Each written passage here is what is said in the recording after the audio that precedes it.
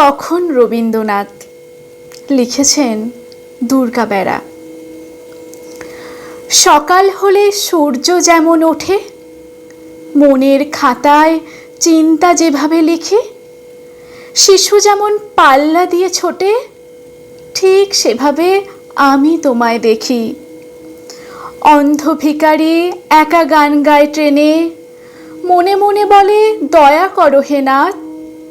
হাতে খঞ্জনি, ঝুলিতে দুমুঠো খিদে, কণ্ঠে তখন একটি রবীন্দ্রনাথ।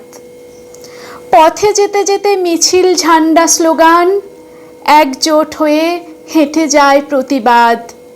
মনের পরতে কি হয় কি হয়, সাহস যোগান তখন রবীন্দ্রনাথ। কত না কাহিনী বধূটির চোখে লেখা, নিপীড়ন সয়ে নিভিতা বাস নির্বাক। দরজা খুলে সে মেয়েও প্রতিবাদী, হাত রেখে দেন তখন রবীন্দ্রনাথ। যেখানে গল্প ধ্বংসের কথা বলে, আত্মহননই একমাত্র পথ। প্রত্যয় যখন চড়াও আপন মনে, শান্ত করেন তখন রবীন্দ্রনাথ।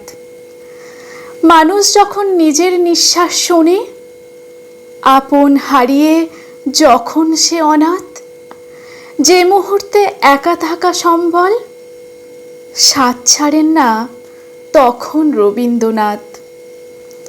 নিমেষে যখন কাছের মানুষ দূরে, ঠকে যাওয়া মন একাকী অবাক। অতীতগুলো যখন অচেনা বড়, মনের ভেতর তখন রবীন্দ্রনাথ। মনের মানুষ না পায় যখন মন, সকাল হলেই একা থাকার শপথ।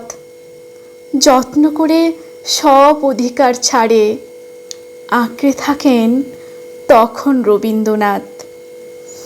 মনের জ্বরে ঘুমের ওষুধ হাতে, মন পেরিয়ে এলো অন্য হাত।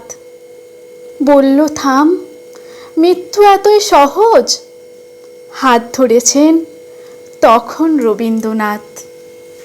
নমস্কার। কবিতাটি ভালো লাগলে অবশ্যই লাইক, কমেন্ট ও শেয়ার করে পাশে থাকবেন। সকলকে অনেক অনেক ধন্যবাদ। ভালো থাকবেন।